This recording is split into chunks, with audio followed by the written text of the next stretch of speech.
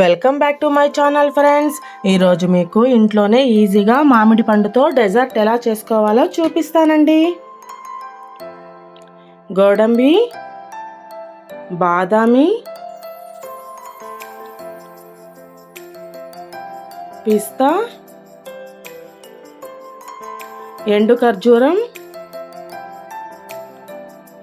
ఎండు ద్రాక్షి ఇవన్నీ సన్నగా తరిగి పెట్టుకోండి.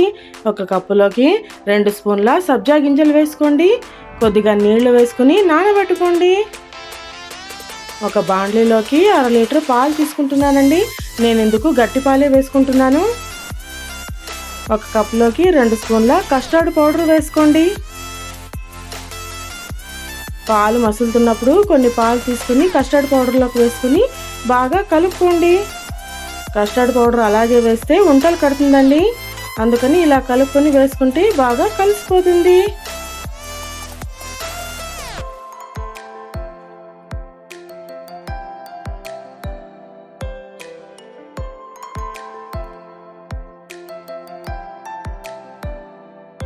ఇప్పుడు 1/2 కప్పు చక్కెర కూడా వేసుకోండి.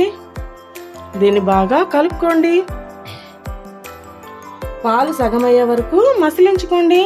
చూడండి, సగం అయ్యాక ఆఫ్ చేసి బాగా చల్లారనివ్వండి. నేను లైలాన్ సగ్గుబియ్యం తీసుకున్నానండి. మసిలే నీళ్ళల్లోకి 1/2 కప్పు సగ్గుబియ్యం వేసుకుని ఉడికించుకోండి. చూడండి, చక్కగా సగ్గుబియ్యం ఉడికిపోయింది. వేడి నీళ్ళు తీసి చన్నీళ్ళు వేసుకోవాలండి. అది నేను చూపించడం మర్చిపోయాను.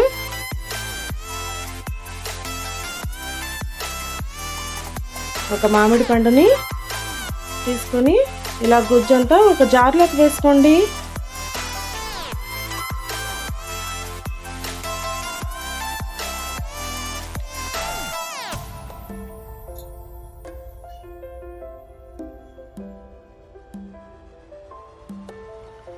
ఇందులోకి మనం కాచుకున్న పాలను కూడా వేసేసుకోండి. చూడండి, నున్నగా మిక్సీకి వేసుకుని ఒక గిన్నెలోకి వేసుకోండి. ఇందులోకి నానబెట్టుకున్న సబ్జా గింజలు,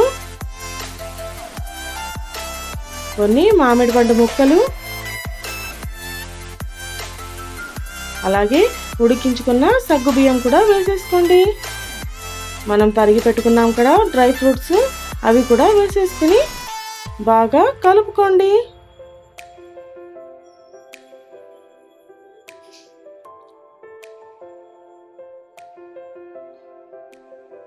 దీన్ని 2 గంటల పాటు ఫ్రిడ్జ్లో పెట్టి తీస్తే అంతే, మామిడి పండుతో డెజర్ట్ ఈజీగా రెడీ అయిపోయిందండి. మీరు కూడా ఒకసారి ట్రై చేసి చూడండి. నచ్చినట్లయితే please like, share, comment and subscribe.